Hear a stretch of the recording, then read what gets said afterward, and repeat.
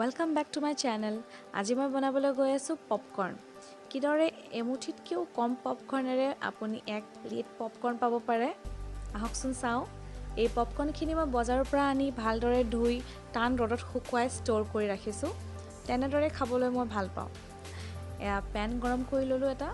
এইটো মই non sticky PAN লৈছোঁ আজি আৰু 2 চামুচ তেল দিছোঁ। তেলৰ আন্দাজটো আপুনি নিজৰ মতে দিব পাৰে। তাত মই দি দিছোঁ পপকৰ্নৰ শুকান গুটিখিনি। পপকৰ্ন অথবা মাকৈ যেটো শুকান মাকৈ আৰু তাক ভালদৰে অকমান সময় ভাজিব লাগিব জুইৰ ফ্লেমটো আপুনি মনত ৰাখিব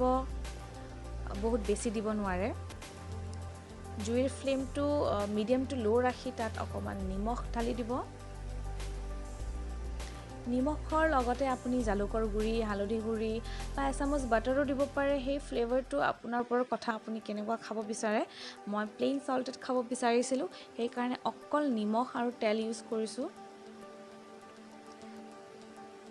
চাওক পপকৰ্নখিনি 1 মিনিট মান সময় ভাজি ল'ব যাতে পপকৰ্নখিনিত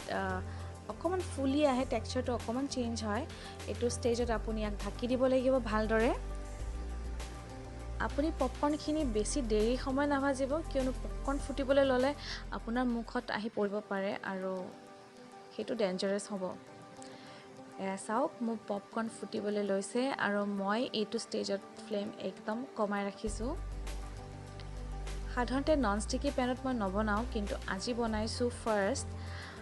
মই কুকাৰ বা নৰ্মেল কেৰাহীতে বনাও নন ষ্টিকি পেনত আপোনাৰ অকমান টাইম বেছিকে লাগে কিন্তু ইল্ডো বেছি হয় মানে কোনো ওয়েষ্ট নহয় গুটিবোৰ চাওক আৰামছে পপকৰ্ন হৈ আছে আৰু মই ওয়েট কৰি আছো 1 or 2 minutes maximum 3 minutes লাগে ওয়াও ইমান ধুনিয়া লাগিছে দেখিবলৈ ট্ৰান্সপাৰেন্ট ঢাকনিৰে ইমান ধুনিয়াকৈ দেখা গৈছে পপকৰ্নবোৰ এয়া চাওক কিছু সময় পিছতে গৰম গৰম পপকৰ্ন ৰেডি এই পপকৰ্নখিনি আপুনি যিকোনো সময়তে যিকোনো উৎসৱ পাৰ্বণত যেতিয়া মন আপুনি খাব পাৰে নিজৰ ফ্ৰেণ্ডছৰ লগত ফ্যামিলিৰ লগত চাওক কোনো ওয়েষ্ট হোৱা নাই গুটেইবোৰ মাকৈ যিবোৰ গুটি আছিলে হেবোৰ ভালকৈ ইউজ হৈছে ইল্ড ম্যাক্সিমাম ইল্ড হৈছে ইয়াতে মইতো ওয়েষ্ট কোনো দেখা নাই ইয়াতে